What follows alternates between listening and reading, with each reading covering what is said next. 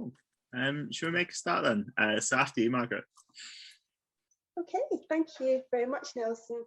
And just to say a very warm welcome from Edinburgh to everyone, wherever you're joining us from tonight, and welcome to our third Edinburgh Museums lecture this October, marking Black History Month. CRER have had an excellent wider programme, and I hope you've all managed to go to some of these. Edinburgh Museums and Galleries is delighted every October to work in partnership with CRER and run lectures that are often more Edinburgh based. We are extremely privileged to have Sir Geoff tonight, and also want to take this opportunity to thank him for all the work he's been doing with City of Edinburgh Council around the Edinburgh Slavery and Colonialism Legacy Review. We are absolutely delighted to welcome you, and I'll just pass you over to Nelson just to do a general welcome. Thank you, Margaret. Yeah, thanks for joining us, everyone. It's really nice to see so many people with us this evening. So my name's Nelson Cummins. I am the Communities and Campaigns Officer at the Coalition for Racial Equality and Rights. We're a strategic anti-racist charity based in Glasgow, and we've been coordinating a collaborative programme of events for Black History Month in Scotland for 20 years now. So we started in 2001 with this work back when we were the Glasgow Anti-Racist Alliance. And I very briefly, before I hand over to Geoff, wanted to just mention why we do Black History Month. So as much as Black History Month is about celebrating Black culture and celebrating the contributions made to Scotland by people who have been the victims of racism and still experience racism today, Black History Month is also a chance for us to reflect and campaign on issues of education, issues of the lack of Black history being taught in our education systems, and looking at how this can be sort of dealt with and campaigned upon, and how Black history can be acknowledged as Scotland's history. And if anyone's interested in seeing some of the events we have on this October, I'll put a link to our Black History Month website in the chat, as there's still plenty of things to come, all of which are pretty exciting. But I'll hand over to our speaker this evening. So I'm really honoured to introduce Professor Emeritus Sir Geoff Palmer, OBE, who is an honorary Freeman of Midlothian, Scotland. He gained an OBE in 2003 and was knighted in 2014 for his contributions to science, charity and human rights. He maintains charitable links with Jamaica and has been a part of the Windrush campaign. He is currently the Chancellor of Heriot-Watt University, and as Margaret mentioned, he's also involved in the independent Edinburgh Slavery and Colonial Legacy Review. His talk today will explore some of the ties and legacies between Scotland and chattel slavery. So after you, Geoff.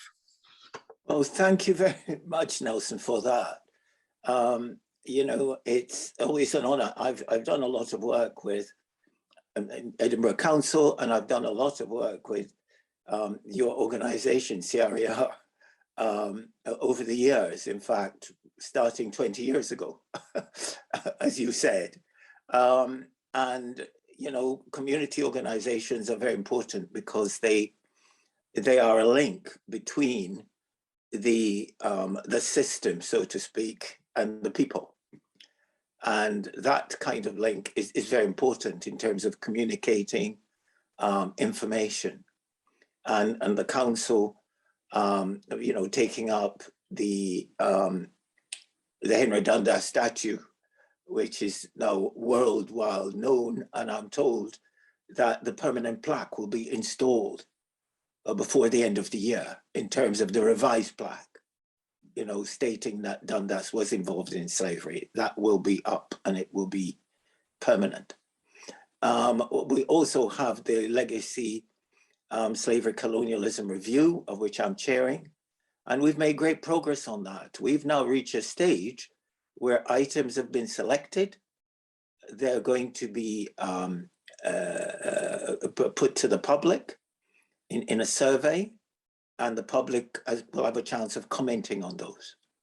And therefore, this is the council now relating with the public, and when the review is produced, we will make recommendations to the council in terms of education and in terms of you know, informing the public. So the public and schools, this is what we hope to, you know, at the end of the review will inform and improve education about this history. Now, if to begin with, I was born in Jamaica a long while ago in 1940. A lot of people are surprised that I'm this young. I was born in a place called St. Elizabeth. And in the parish where I was born, there was a school which was too posh for me to go to, but it was called Monroe College School, Monroe College, and it's spelled like the Scottish Monroe. And it was built by a Scotsman who owned slaves. So the legacy is not just in Scotland, but also in Jamaica. That school is still there and it is still educating people, but that was its origin. And I was born in that parish. We left that parish, my mom and my dad, and they went to Kingston. That's the capital, because that's where you could get work. And my father, you know, as happened in families, he left the family in 1947. So when I was about 7. And I never saw him again until I was giving a lecture in New York. Somebody told him in Harlem that his son was speaking in New York, and he turned up. So that's the first time I met him again. And again, this is a legacy of our history. This is what happened to a lot of young men. I knew families in Kingston because people were going away to find work. And he went to New York to find work, and he just forgot us in Jamaica. So, and the women are so resilient that my mom, she didn't bother about that. She just realized that she had to look after my brother and I. And so in 1951, she left my brother and I with her sisters in Kingston. And she came to London, my mom, and she worked from 1951 to 1955 to save £86 to bring me here in 1955. Now, my aunts were very important in the beginning of my education because they focused on one thing mainly, that I went to church every Sunday, and not just once, but 3 times. Morning service, Sunday school, and night service. Again, that's very Jamaican. So Jamaica was at the center of this slavery in the Caribbean. You know, Britain had 800,000 slaves in the Caribbean. Jamaica had 300,000. And therefore, a legacy of that is one of the legacies is Christianity. And the Jamaicans are very, because I think it was used to sustain and to give some sort of strength towards the end of slavery. They weren't allowed Christianity in the early parts of slavery. It was towards the end. So the churches that were built are still there. I still support my old church. They send me the service every Sunday, and I left in 1955. We still support the kids because they can't go to school. The parents can't afford to buy laptops. So we provide that kind of support, even from where I live in Pennycook. So it's a community still that is still linked. This slavery isn't just about, you know, people left in Jamaica coming here. There is still that interrelationship. So when I came in 1955,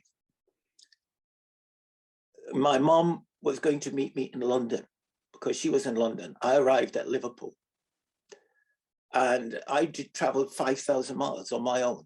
I'd not traveled 10 miles on my own before. And I arrived at Liverpool and I didn't know where Paddington was. So I walked around the streets of Liverpool, March 1955, and I asked, where was Paddington? I was told, and I met my mum in Paddington. She took me home in Islington. And in Islington, at the time, she lived in the attic. There were about 6 families to the one house. You know, everybody, the families had a room because nobody could afford 2 rooms. She took me home. Unfortunately, she recognized me. I wouldn't recognize her. I wouldn't recognize her. And so she took me home. We stayed in a room overnight. She woke me up early the next morning. I just traveled 5,000 miles. And she then broke the good or bad news, depending on how you see it. She said, you're going to work. Now in Jamaica, I had no idea, you know, about work. The point is that somebody said about volume. I don't know whether they can hear. Somebody said they're having difficulty hearing us. Oh, yeah, I spotted that in the chat as well, Geoff. I think. Can you hear me now? I'll put it up a wee so. bit. Yeah, I've increased it. Okay. The point is that she woke me up early the next morning, and I got dressed. We got to the door, and there was a man at the door, waiting for us. He was obviously from the immigration service. They were checking on children in those days. And he said to my mother, but it was about 7:45 in the morning. He said, where are you going? And she said, we're going to work. And my mom said, you know, what's the problem? And the man said, he can't go to work because he's only 14 years and 11 months. He's not 15, and you cannot leave school in London or Britain at that time before you were 15. So I'm speaking to you today because of 1 month and the man at the door. And when I talk about the system working, this man insisted that I went to school. My mother begged because she said it cost her a lot of money and she needed me to work to help her. The rent was over half her salary, half. And I think she was earning about £4 a week at that time. The point is that the man wouldn't have it. So she had to take me to the local school. They assessed me with a Eurocentric test. Of course, I did badly. And I was designated educationally subnormal. Educationally subnormal, ESN. It meant I had to go to another school. And I went to this other school, they took me. Fortunately, they took me for the summer term, not just for 1 month. I was very good at cricket. And the local Islington Gazette reported that I was playing for London. I'd only been in the country a couple of months, but I was picked for London. And the grammar school headmaster insisted that I was transferred to the local grammar school, Highbury County. And that's how I got into grammar school. I left the grammar school in 1958. I went in 1958. And I left, sorry. I went to the school in 55, I left in 1958, and I got a job at London University as a technician, a junior laboratory technician. So I worked there, and the professor, you know, knew I was struggling because the landlord was trying to get us out, even though we were paying over half my mother's, salary for rent. He could get more. So he tried to chuck us out and we had to go to court. He turned the water off. So we were living in London with no water. I had to go next door with a bucket to get water in order for us to drink and to wash ourselves. That's just a side story, not that important. But Chapman knew I was going through all that struggle. And remember, where I was working was near Notting Hill Gate, where the riots were. So I was walking through that area to get to work. And he said to me, I think you're fairly intelligent and I want you to go to university. That's the professor, Professor Chapman. And he arranged it, you know, for me to go and to evening classes. And he sometimes gave me a half day off. And I got the A levels and O levels that I needed for university in 1961. But no university would take me, despite I had the qualifications. And he telephoned Leicester University. And that's how I got into Leicester University to do an honours degree. I did an honours degree at Leicester. I left in 1964. And then I went back to London with an honours degree in botany. And the only job I could get was peeling potatoes in a restaurant near the women's prison in Islington. And I peeled potatoes until December 1964. I had an interview with one of the most powerful politicians. He was involved in agriculture, and I wanted to do a master's in agriculture. And the first thing he told me when I entered the room in 1964, he said I should go back to where I come from and grow bananas. I did point out it's difficult to grow bananas in Haringey. And again, that's important because that's my sense of belonging. Now, I became a politician after that, because I was telling him, unless you can grow bananas in Haringey, I'm going nowhere. Of course, I didn't get the position. And an advert for Edinburgh appeared to do a PhD, you know, and I applied for it. And Professor Anna MacLeod, a wonderful woman, took me to do the PhD in 1964 Christmas. And I started my PhD in 65, and I got my PhD in 67. The Heriot Watt couldn't give PhDs then because they, you know, Heriot Watt was a college. So I registered at Edinburgh. So technically my PhD is an Edinburgh PhD, although I did the research in Heriot Watt. Now, the research I did, just to telescope things, the research I did for my PhD changed the concept of how barley is changed into malt. You know, malt is used for whiskey, beer, food production. And my research was on barley, how barley worked biochemically and biologically. And I came up with the view that the existing concepts were incorrect. And I said that the grain worked in another way. And that was published in Nature. So my second paper was in the very illustrious scientific paper called Nature. I then left Edinburgh in 1968, and I worked at the Brewing Research Foundation in Surrey.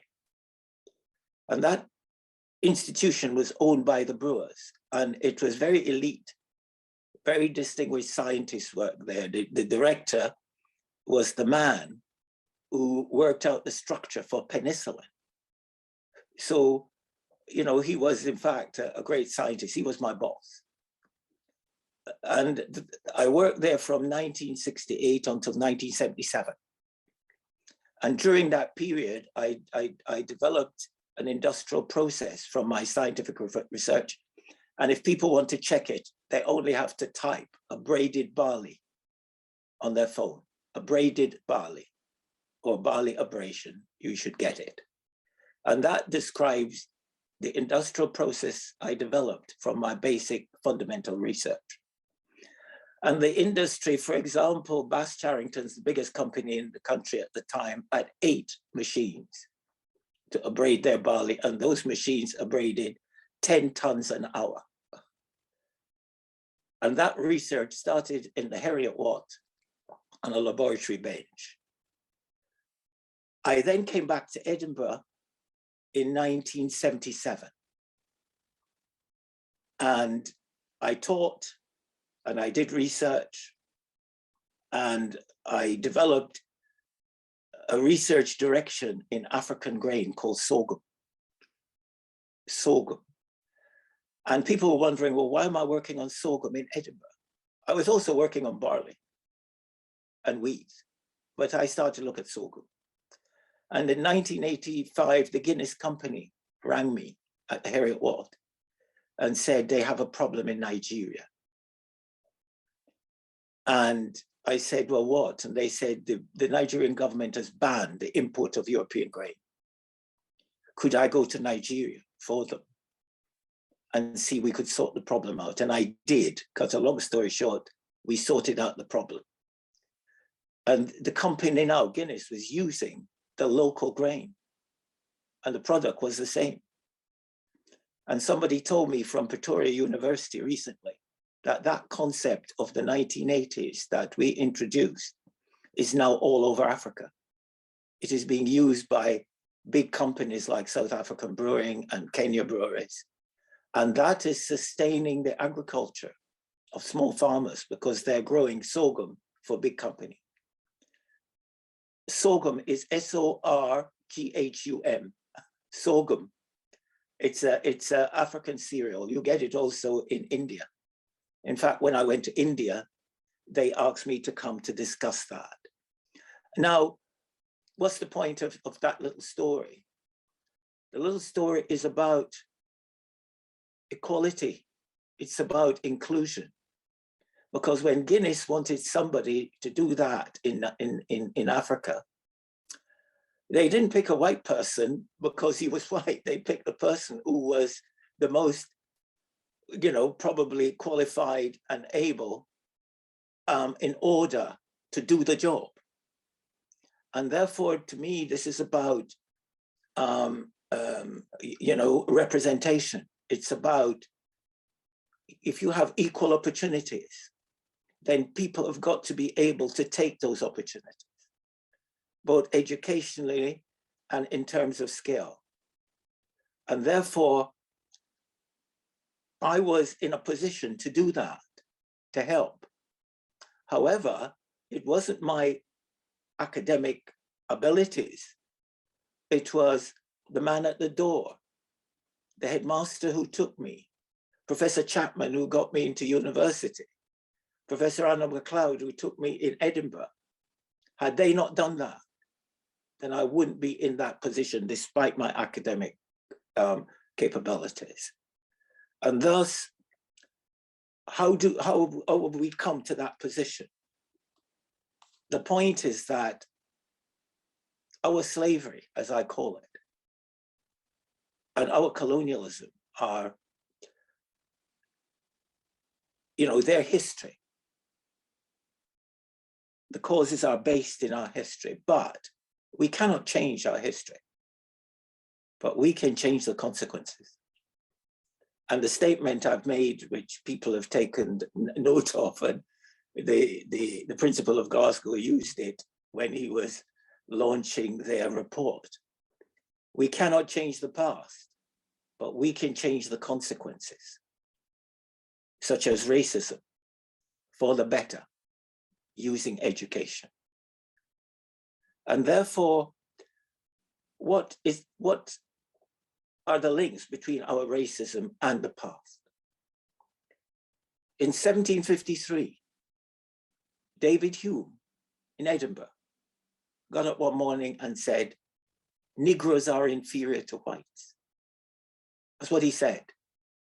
Cannot be changed. Kant, the philosopher, picked that up, and what did he do? He tacked that untruth onto the concept of race. And then it became the Negro race, and some people have extended it now to the non-white race. The Negro race is inferior. And that drove slavery, because you had the enslavement of Black people. And now what's the justification? What's the scientific justification, in inverted commas? The scientific justification is, well, if they're inferior, we can enslave them. Simple as that. If they're inferior, we can enslave them. And therefore you have a slavery that went on for over 300 years. And this slavery must be distinguished from other slaveries. It was chattel slavery. Chattel slavery. And one of the things I've said, we must define our slaveries. Because if you had modern slavery, it's not chattel slavery. Both are terrible. But some people use one slavery to deny another. Oh, we had slaves too in the mines. We have modern slavery. The point is that we must not use one evil to deny another. Chattel slavery, I'll define it for you. Chattel slavery, it was a person in chattel slavery had no right to life. No right to life. Was property. Was property, that's critical. Was property. Because when the slaves were emancipated in 1833-34, when you look at the document from the Parliament, it said, the slave owners are entitled to compensation. Entitled. And because they were losing their property. They were losing their property. And they were given £20 million for the loss of their property. That's about 17 billion today. 20 billion. The point is, therefore, what has that done to our subconscious and our conscious? You know, what has it done to our conscious and subconscious? When a Black person in London, when I used to walk around, you know, you could see when you walk towards somebody, the lady would shift her handbag to the other side. Because the whole idea was, you know, Black people, I'm going to steal a bag. Politicians used it. You know, Nabarro, a politician in the 60s, said, how would you like your little blonde daughter to bring home a big Black guy? He was playing on the prejudice. He's playing on Hume. He won his seat. Griffiths in Smithwick in Birmingham said, if you want an N-word person for a neighbor, vote Labour. He won his seat. When I came to Pennycook, a little girl who is now a doctor, she came over and she said to me in 1977, my dad says our house price is going to go down because of you. That's 1977. Therefore, we have these prejudices. And a lot of people are not bad people, but they know them. We know them, we all know them. And, you know, how are we going to eradicate those? How are we going to change those? For example, I went into Edinburgh 2 years ago to give a talk. When I arrived, the attendant said, can I help you? And I said, yeah, I've come to give a talk. And she said, a talk, what time? I said, 2 o'clock. And she looked at the program and said, well, you can't be giving a talk at 2 o'clock. That talk is being given by Professor Sir Geoff Palmer. So here is that I could not be Professor Sir Geoff Palmer. And that's 2 years ago. So we have these beliefs, and they're cultural. They're embedded in our culture. We pass them on to our children, and culture is extremely difficult to change. Extremely difficult to change. The point is, though, you know, some people say, you know, when somebody behaves badly, then they should suffer for that. But I think it's our education, it's our system. We all know it. If we had to make a decision, like if you had a black and a white person standing across the road and you had to leave your child, because you had to run away quickly, which one would you leave them with? And if you say, I'll leave them with the black person, then, you know, I believe you. But we have to be put into that position before we can make those kinds of statements. Now, what can we do about it? Because I'm saying about consequences. And I started to look at this history very carefully in about 2000. And, you know, in 2007, you know, we had the 200th year remembrance of the abolition of the slave trade, which was in 1807. And we had a lot of events. And I set up a walk from Musselburgh to Inverness Lodge, which was the home of a notorious slave-owning family, the Weatherburns. And the two boys, James and John Weatherburn, went to Jamaica after Culloden, 1746. And they stayed in Jamaica from about 1746 till the 1770s. They came back extremely rich men. And Inverness Lodge is James Weatherburn's house. And if you look on my Twitter, you'll see I put up the adverts that he was buying and selling slaves in the 1790s. His son became, you know, one of the governors of the Hudson Bay Company. And so we walked to his house as a remembrance of one of his mixed race children, Robert Weatherburn, who's very well known now. Robert Weatherburn went to see James Weatherburn, who was his father, and he rejected him. His brother, John Weatherburn, was involved in the Joseph Knight case, you know, where the black man was released in Edinburgh. I've challenged that on the basis that I think that trial was fraudulent, because Joseph Knight wasn't a slave, he was a servant. You look up the judgment, it said he was released from perpetual service, not slavery. So how can Scotland then abolish slavery with the release of a servant? But that is used by some people to say, we abolished slavery in 1778. That isn't true. In fact, eventually Scottish slave owners in Jamaica owned 30% of the slaves in Jamaica, 30. Also, what I did in the 2007 period, a bit of lateral scientific thinking, I got the Jamaica Telephone Directory. And I gave that talk at the Gallery of Modern Art. And I pointed out then, over 60% of the names in the Jamaica Telephone Directory are Scottish surnames. We've got more Campbells in the Jamaica Telephone Directory than the Telephone Directory of Edinburgh and the Lothians. There are more Scottish surnames in Jamaica per acre than Scotland. You know, my mother is Lomond, my cousins are Moats, my other cousins are Walkers, and the other cousins are Gladstone Wood. You know, my family today still live on Earl Balcarras's slave plantation, Earl Balcarras of Balcarras Street in Edinburgh, and I'm told there's a Balcarras in Glasgow too. Balcarras was governor of Jamaica, and he was made governor by Henry Dundas.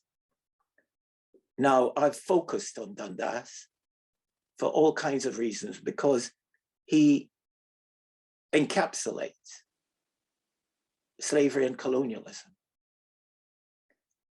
And one of the reasons another reason why I focused on him is that when you looked at his plaque, 150 feet statue in the middle of St. Andrew's Square,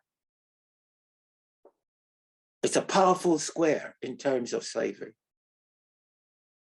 You have the British Linen Bank, which managed the linen that clothed the slave, one of the most successful companies in the country, because slaves had to be clothed. And therefore the linen made was used to clothe the slave. And of course, if you had about 800,000 slaves, eventually, in the end, It was a big business. So, and the Linen Bank is still there. You also have an abolitionist house, Henry Brougham, one of the most significant abolitionists. He lived in St. Andrew Square. His house is now the Malmaison Hotel, or part of it. The other house is the headquarters of the Royal Bank of Scotland in St. Andrew Square. You also have the statue of the Earl of Hopetoun. And to the credit of the Royal Bank, they've changed his statue to say he was involved in slavery, the Earl of Hopetoun. You therefore have Henry Dundas. What about him? He was president of the Board of Control. That meant he controlled India. He controlled Asia. Henry Dundas, president of the Board of Control. He sent the Duke of Wellington's brother out to India to get rid of the Sultan of Mysore. And he did. The Duke of Wellington's brother, Lord Wellesley. You also have Dundas controlling slavery in the Caribbean. If I say to you, you've heard of William Wilberforce, you would say yes. I said, have you heard of Wilberforce in respect to Henry Dundas?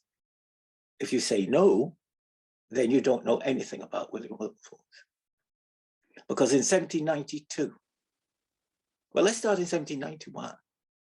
In 1791, Wilberforce put forward the bill to get the slave trade abolished immediately, and it was rejected. At the same time, you had Boswell. We've all heard of Boswell and Johnson. Now, Boswell wrote a poem in 1791 that slavery should not be abolished. The slaves were happier in slavery than they were in Africa. That's what Boswell wrote. So the feeling was slavery or the slave trade should not be abolished. Wilberforce put forward the bill again in 1792. And Dundas amended that bill to read, instead of slavery should be immediately abolished, what Wilberforce wanted, it should be gradually abolished. One word. And that one word delayed the abolition of the slave trade for 15 years, during which time about 630,000 Africans were transported into slavery. One word. So we have a situation where he also was involved in transporting the Scottish Martyrs to Australia. He got Lord Maxfield to do it. He also was involved in the destruction of Haiti. You know, Haiti is still suffering.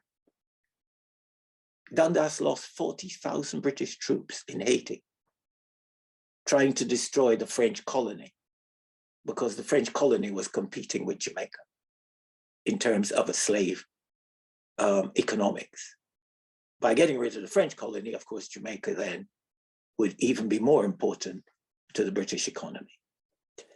And therefore, to the credit of the Edinburgh Council, we were debating this, chap called Ramsey and I, and the council set up a committee. The committee was disbanded after 3 years.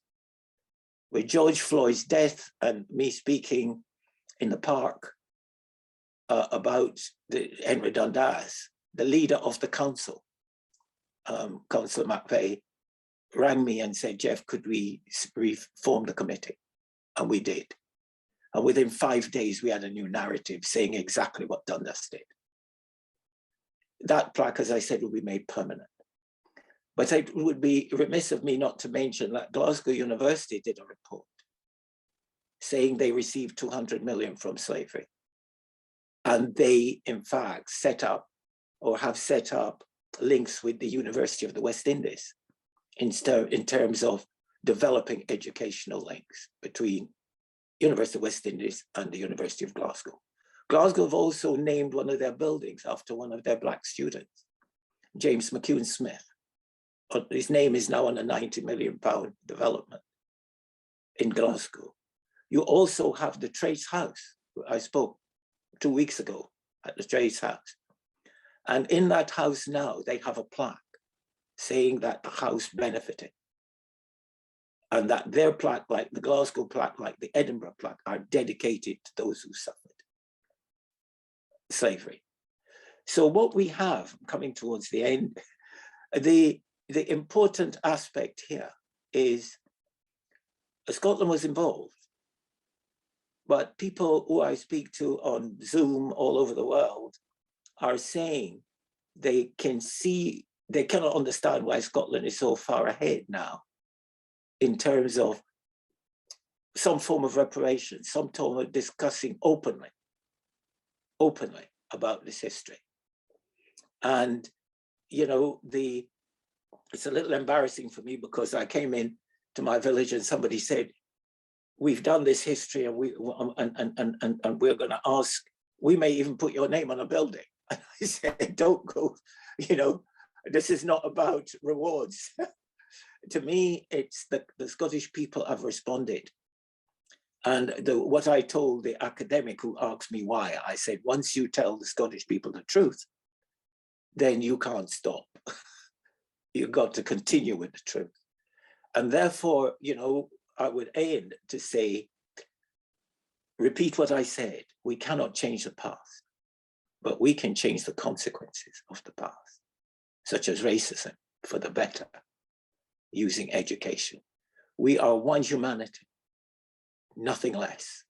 One humanity, nothing less. We are different, but the same. But we are one humanity, nothing less. And in terms of statues, people say to me, but Geoff, why do you want to keep the statues up? I said, there are people who would rather have them down than put a plaque with the truth on it. And that's why we want the plaques on them. And therefore, to me, the next statue that we take down should be racism. We don't want platitudes, you know, of taking down a statue so we don't have to do anything about racism. The point is that people traded in slaves, they traded in goods, they traded because it was a business, you know? It was a trade in clothes, equipment, utensils, medicines to keep that slavery going. And therefore, this is not about recrimination. It's about saying, this is where our racism comes from. These people believe that somebody is inferior. There is no evidence for it. And if I were to say to you finally, why am I a different race from you? Give me a scientific justification. And if you can, within the next minute, then I will take back everything I've said. Thank you very much.